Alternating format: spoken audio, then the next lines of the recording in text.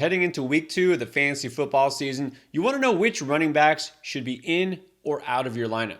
We're going to go game by game to talk about all those tough running back decisions that might matter for your team. Now, there are some running backs you don't have to worry about. These guys are absolute must start no matter what the matchup is. Christian McCaffrey, Bijan Robinson, Saquon Barkley, Nick Chubb, Derrick Henry, Tony Pollard, Josh Jacobs, and Austin Eckler if he's playing. Now let's break down the rest of the running backs that you might not be sure about. All right, Thursday Night Football should be a good one. We got the Vikings at the Eagles. In Minnesota, the lead back is Alexander Mattison. What do you feel he's going to do against a pretty tough Eagles defense? Probably something similar to what he did in week 1. Not a whole lot. This is a guy you really are going to need a touchdown. This is a tough matchup against the Eagles. They just held Ramondre Stevenson and Ezekiel Elliott to less than 55 combined rushing yards. They're a great rushing defense, and Alexander Mattison is nothing special as a running back. I think we saw that in week 1. Another tough matchup, but the volume is there, so I think if you got him, you're probably starting him. But I will say this, on Underdog Fantasy, I love taking the lower on his rushing line of 55.5 yards. I don't think he comes close to this. Only 34 yards last week, and I just talked about this defense held both Ramondre Stevenson and Ezekiel Elliott combined to less than 55 yards. So I'm taking the lower there, but I think in fantasy, if you have him, you kind of have to start him as an RB2. Well, I mean, I will say if he is your RB2, then yeah, you probably have to start him. Don't know who else, you've got. Of course, we can help you with all those questions if you join us on our live show and we can go over all the options. I mean, he's not my preferred option. So I would say if you can sit him, I would do that. I took a look at the same thing, those early pick 'em lines for Underdog, and that jumped out to me. I'll take lower on that one as well. I don't feel a big rushing game against this Eagles defense. Now on offense, I think one of the bigger surprises for Philly is not really that Kenneth Gainwell was the RB1 because I guess Coach Nick Sirianni pretty much told us in the preseason, and he wasn't lying. It's just by how big of margin. So do you think that's going to continue, and would you play him against Minnesota? Man, this is tough. Do I think it's going to continue? Probably. Would I play him against Minnesota? Probably. It's a better matchup than last week against the Patriots. If he gets that kind of usage, he should have a better game. Definitely don't feel like he's a guy you have to start, but if you need him this week, he should be okay. I mean, he was definitely a strong pickup based on his usage and the offense he's in. I almost feel like this is a trap. We fall for this. The guy who kind of jumps off the page in week 1. And look, he got a ton of touches, but he didn't really have a monster game in terms of yardage and scoring touchdowns. So the matchup is like enticing. But again, I feel like I'm going to be a sucker if I put him in my starting lineup. I'm going to wait. I do think there are going to be some other running backs involved. So I'll say only start if you're hurting at running back, because let's say you lost J.K. Dobbins for the year or something like that. Now, what about DeAndre Swift? Barely even existed in week 1, didn't sniff the field that much. Does that really change enough to even consider him in fantasy? It might. I hope it does. But, you're not going to gamble on that in your lineup, right? You can't start DeAndre Swift until we see him play more. No, I mean, I'm not cutting him like some people. I'm not trading him for nothing, but I'm not starting him yet. I need to see it. I think he'll get better as the season goes on, but you can't start him.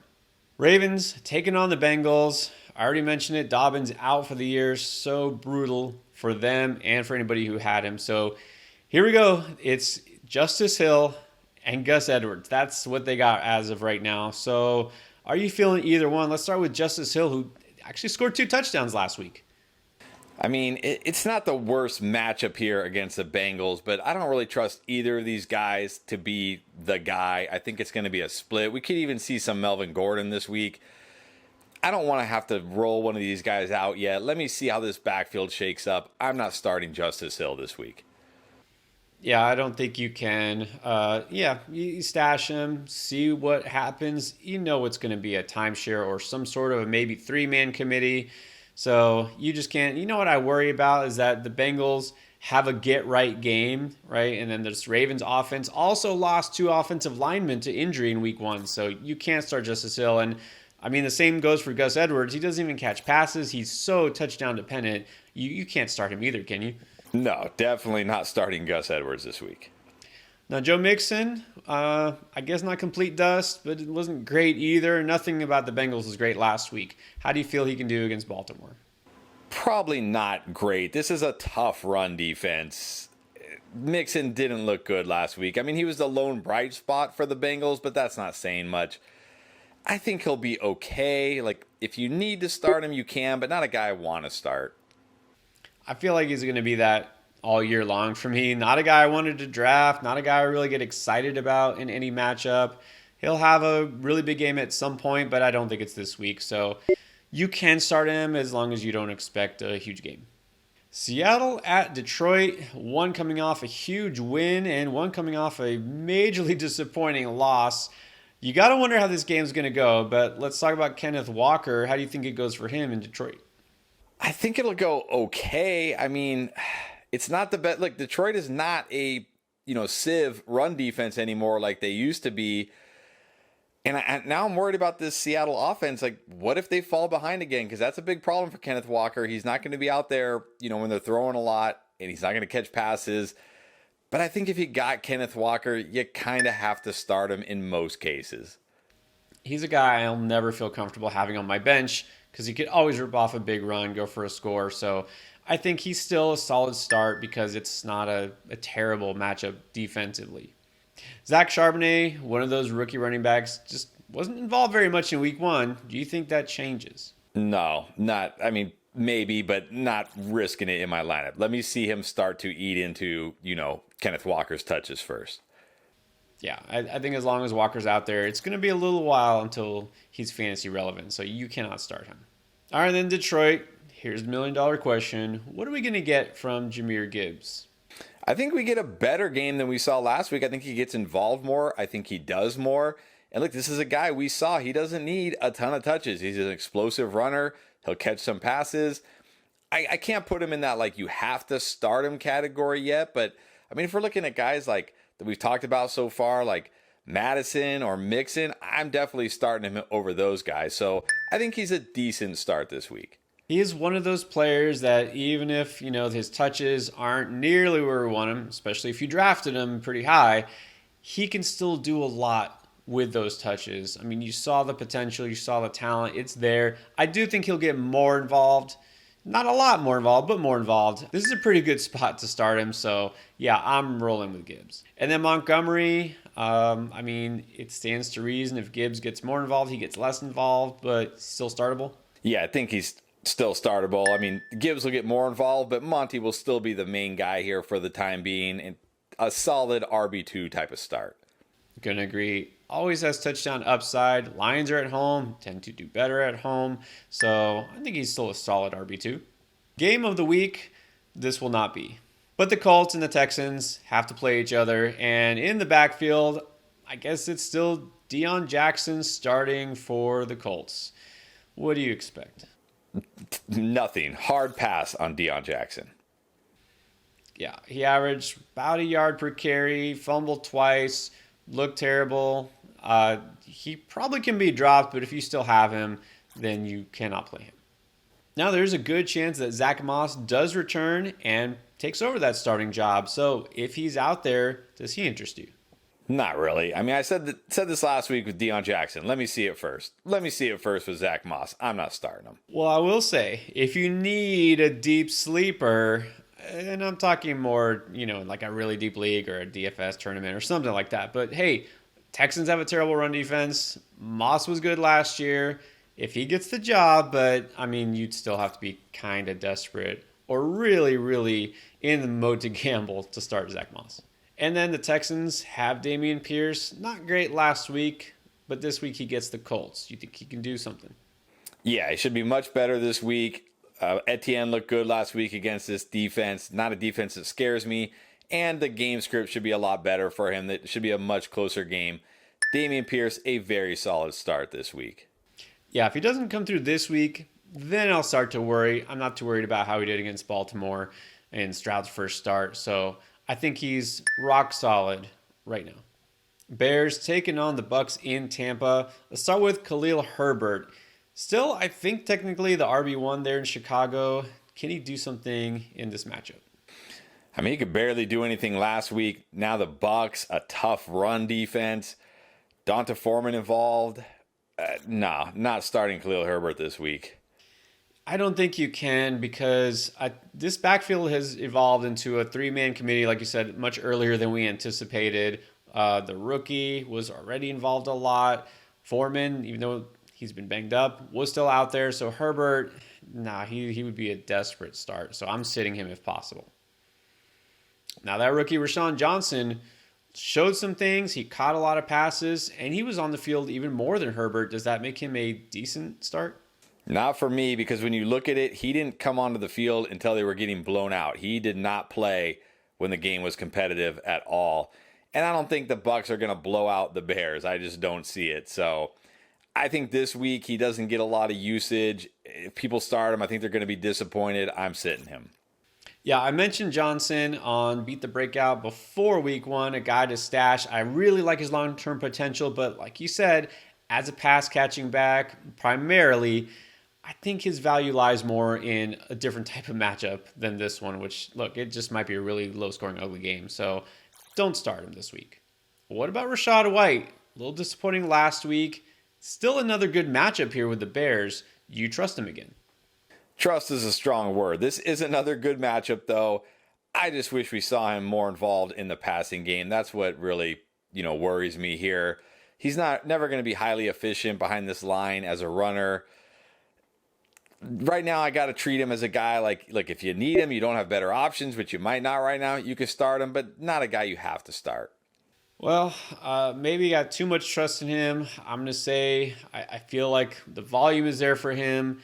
The matchup is there for him. I know this offensive line isn't great at blocking for the run game, but let's trust him one more time. I'm going to put him out there and see what happens. So I think he's still a solid low-end RB2. The Chiefs taking on the Jaguars. The storyline here will be the two quarterbacks going back and forth. What will we get out of the running game, especially in Kansas City? Let's start with Isaiah Pacheco. Does he redeem himself? I mean, maybe, but man, this was much more of a committee than you wanted to see. He only had 2 more carries than Clyde Edwards-Helaire last week. He did get involved in the passing game, but is that sticky? I don't know. Desperation start at best for me. You know where I'm going with this? I'm not trusting the Chiefs running back, at least not at the moment. This is definitely an ugly 3-headed committee. So Pacheco, I'm not starting him if I can help it. CEH, I'm not even going there. There's no way. No, hard pass on CEH. Travis Etienne, on the other hand, I know Tank is there, but didn't get super involved. Etienne looked pretty good. Will the game script work in his favor, though? I think so. I think they'll at least be able to keep it close, so that's good enough for him, and he's a good runner. He can always rip off a long run. Chiefs' run defense isn't elite or anything. You got to start Travis Etienne this week. Yeah, for the most part, unless there's an extreme circumstance or terrible matchup, whatever, you should be starting Etienne. All right, we got the Packers at the Falcons. Aaron Jones had a big game in week 1, but did pull up lame on his second touchdown run. Assuming he's fine, they kind of downplayed this injury. It's not a hamstring. He said maybe even just a cramp. So assuming Jones is 100% full go, do you just roll with him? I think you have to. It's a great matchup against the Falcons. Shouldn't scare you at all. If Aaron Jones plays and is healthy, you play him.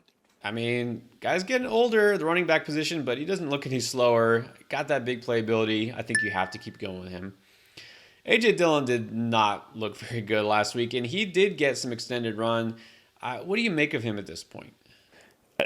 Just another guy not starting A.J. Dillon, even in a good matchup. Yeah, and it's not a bad matchup at Atlanta, but yeah, he just looked inefficient. I know he ended last year strong, but at this point, you should go with a better option. Could that include a guy like Tyler Algier, who we did not expect to get that many carries that soon with Bijan Robinson there? Is he a guy that you just have to start? I'm not going to say you have to start him, but I think he's a good start. This run game is elite, and the Packers' run defense actually did perform well against the Bears, but I don't care. This run offense is so good. There's room for both him and Bijan. I think Algier is a good start this week. I think, given the landscape of running backs in fantasy these days, I think you have to consider him a solid start. Always touchdown upside, and he's getting the touches. This is an old school offense. They're going to just run until they can't run anymore. So, yeah, I think Algier could be considered an RB2. Raiders taking on the Bills in Buffalo. It looks like James Cook is definitely in the lead back there in Buffalo. I mean, it was a tough defensive matchup week 1, not so much in week 2. So, does that mean you're starting him? Yeah, I think so. This is a great matchup for him. Got a lot of run in week 1. If you got James Cook, he's a good start this week. Yeah, I was afraid to roll him out because of the Jets defense. Not afraid at all. This is what you drafted him for. I say put him in. Damian Harris, not so much. I mean, it looks like he's maybe just a situational guy at best. Yeah, touchdown or bust. I mean, look, he's going to have a chance to score in this game probably because the defense is bad. But, man, you're really banking on a touchdown. I'm going to sit him.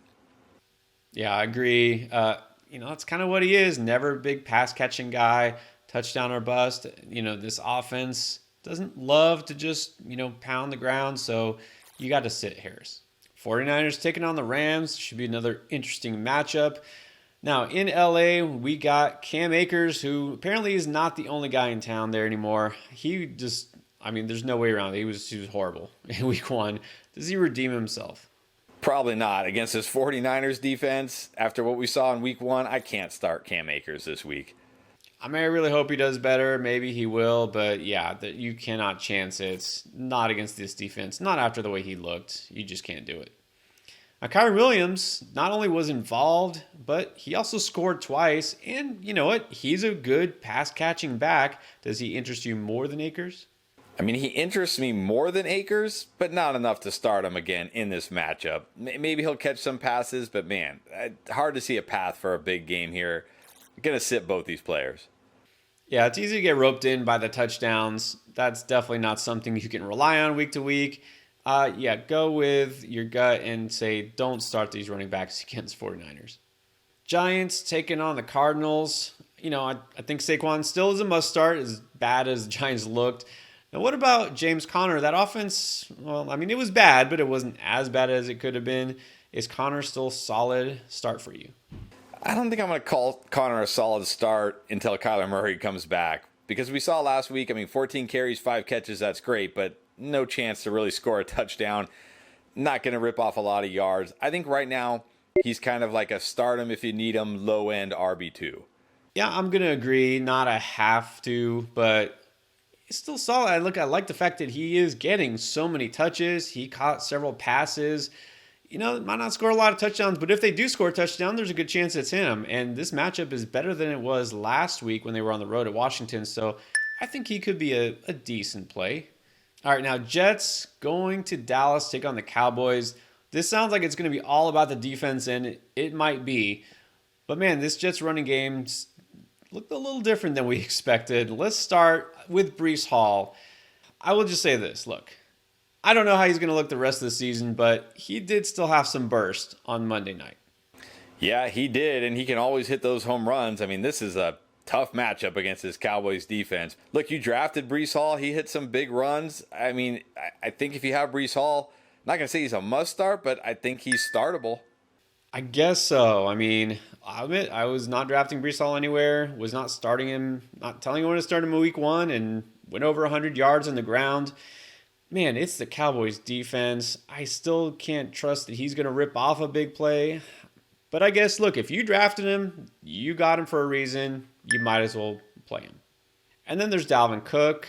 Same situation, sharing touches with Breece Hall, going against the Cowboys. But if you drafted him, are you starting him? Yeah, I don't feel nearly as good about Dalvin Cook. He doesn't really have the burst anymore that Breece Hall does.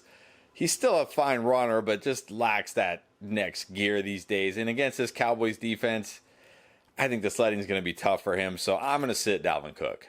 Yeah, look, if you drafted Cook, hopefully it wasn't as your RB2. Hopefully it was his RB3 or different. But if you can afford to sit Cook, I would sit Cook. Commanders taking on the Broncos in Denver. Brian Robinson, the lead back there. How do you feel about him? Not good this week. He wasn't super efficient against the Cardinals. The Broncos just shut down Josh Jacobs. Only caught one pass. I mean, I get it if you have to start him because he's getting the volume, but I'd prefer not to in this matchup. Yeah, I thought he could have a big game. I don't know if it's that the Cardinals defense wasn't as bad as I expected, or maybe the Washington offense just wasn't as good. This is a tough matchup. You know, the Broncos, good defense. They just limited Josh Jacobs to 2.5 yards per carry. Robinson is only a desperation start. Hopefully you have better options. Antonio Gibson, I mean, he's still in play too. Could catch some passes. Is it a different story though? Yeah, barely involved last week. I mean, unless you expect the Broncos to blow them out, which I definitely don't, I just don't think you could trust Antonio Gibson right now. No, I can't start Antonio Gibson. I think he's going to be very game script dependent, and this is not a game that I feel like he'll catch a bunch of passes.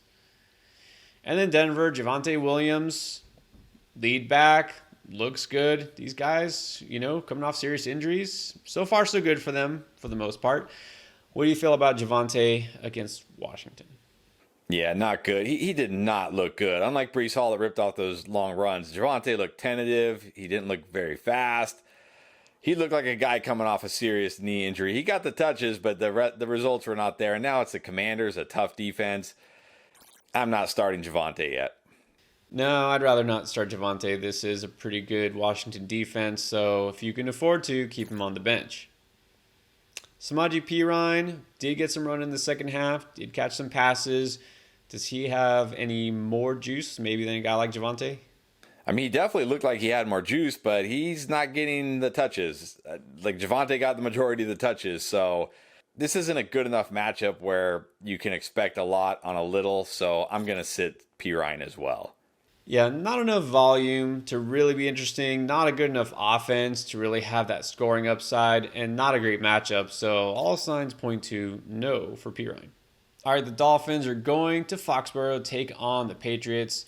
Let's start with Raheem Mostert, the starter there. He did score a touchdown last week, but otherwise didn't do a whole lot on the ground in what was a pretty good matchup. How do you think he does against New England? Not well. This defense is elite everywhere. Not starting Raheem Mostert this week. Yeah, and we've been talking about it. This is a string of games for the Dolphins where they will be tested. Good defenses. You see what New England can do. Yeah, I'm not feeling Mostert. I think he's touchdown or nothing. And now in New England, Ramondre Stevenson. Some people worried, didn't have a big game week 1. Zeke is there. How do you feel about him? I feel great about Ramondre Stevenson this week. The Dolphins were horrible against the run last week. In fact, they were like way worse than any other team against the run. I think it's a big Ramondre week. They sure were. I mean, it wasn't just, Austin Eckler went over 100 yards. No, Joshua Kelly, the backup, went for, I think, 91 yards on the ground. I mean, he doesn't even have to do that, but Ramondre did catch passes, and this was against Philadelphia, a really good defense. So to me, and I know that early on in the week on Underdog, they already have him higher or lower than 55.5 yards on the ground. I'm taking that easily. I think he has, of course, a much better game than last week, and I think that he's going to go back to being what people expected of him when they drafted him, is an RB1. So if you think Stevenson can go higher than 55.5 yards on the ground and that Alexander Mattison is lower than that mark, you put those two together, can triple your money on Underdog. Haven't signed up on Underdog yet? Make sure you use promo code NGAME to get that 100% deposit match up to $100. Saints taking on the Panthers. Jamal Williams was the running game for the Saints. It just wasn't very good. Is it better this week? It probably will be a little bit better, not as tough of a matchup, but still not a great matchup. He's touchdown or bust. I'm not starting Jamal Williams. Yeah, it still feels like, even though he's kind of the only show in town there for the running game, he kind of just feels like only start if you need kind of guy, right? Without a touchdown, probably disappointing you. Carolina, Miles Sanders was the guy, got a lot of touches, including several catches. But man, this is a tough matchup against New Orleans. It is a tough matchup, but the volume is there, the receptions are there, and what I really liked was even when they were getting blown out, it was still a lot of Miles Sanders. I can't really call him a good must start this week because of the matchup, but I think he's startable if you need him. Yeah, I'll just say a very risky RB2. I would prefer not to start him, honestly, just because of how good New Orleans has been against the run. But if you need to, then you can go with it. Hopefully he scores, maybe makes a big play or something. Part of that also is because Chuba Hubbard did get a few more touches than I had anticipated. Any hope for him as a flex or a streamer? No, especially in a tough matchup like this. No way am I starting him. I mean, if I'm not that interested in Sanders, I'm definitely not going to be interested in Hubbard. So that's no. And then Monday Night Football, Cleveland against Pittsburgh. Let's see which defense prevails here. Can the Cleveland defense shut down Najee Harris for a second straight week? I don't think so.